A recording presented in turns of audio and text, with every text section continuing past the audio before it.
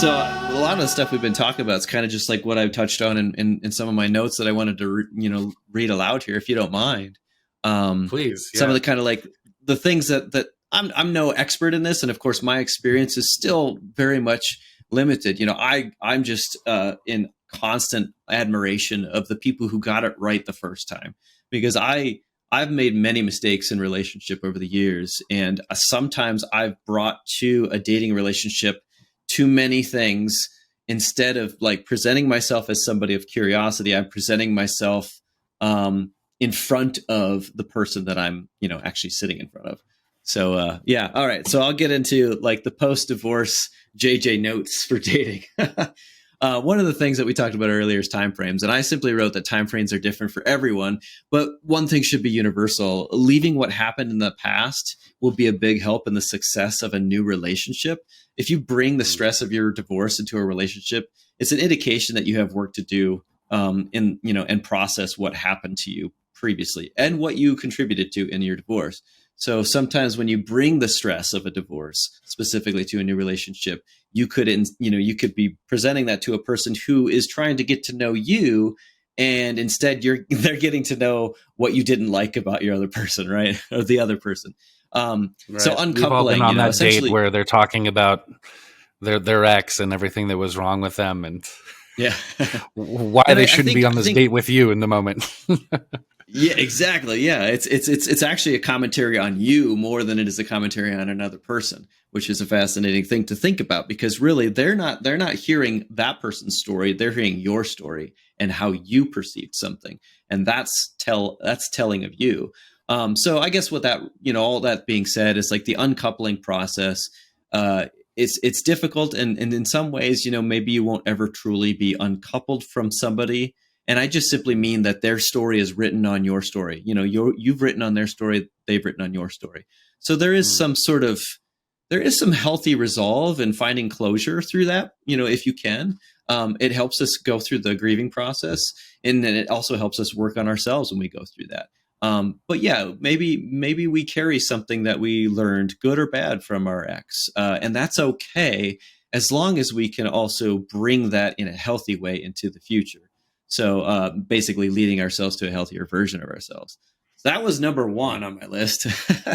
I think numbers two is something that you talked about, and you talked about it in a way that I really admire in your relationship with your wife.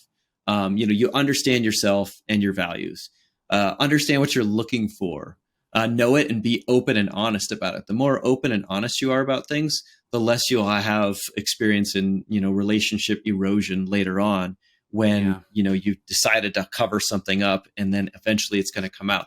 These things come out, they always do. Why? Because your core individual doesn't allow for you to just completely erase that from who you are. So if you're uncertain about what you're looking for, focus on yourself. What do you have to offer in a relationship? After divorce, a lot of times we're trying to go through that uncoupling process. I've talked to a number of guys who are like, I just need to figure out my identity. Like, yeah, absolutely. You're going to feel loneliness, but if you haven't figured out who you are, take some time. It's okay.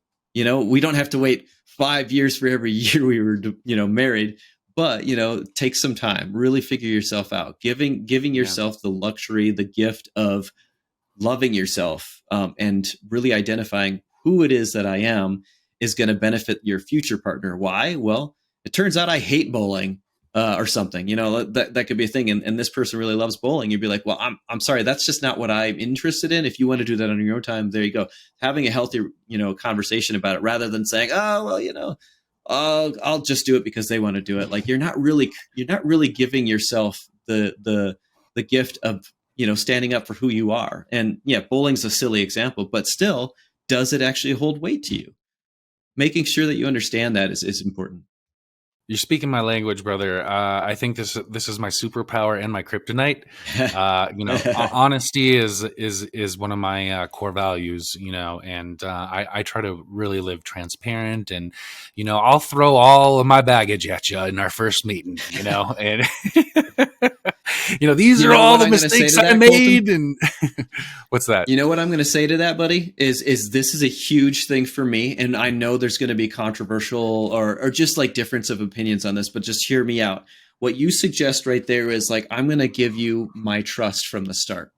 That's who you are, and that's where I stand too. I believe that my trust is given. It doesn't have to be earned. If I go into a relationship where I'm saying this person needs to earn my trust, well, what am I doing? Am I putting them at a disadvantage already? Are they at a deficit from where I am? Do I have some sort of like high and almighty, stance above everybody else that they need to come up Yeah, to me? yeah, Like that's, I just, I really have a hard time with people who say, I've been hurt and therefore I need you to earn my trust, because that's yeah. suggesting again that I, you are down here and they're up here, and somehow you have to work your way up there.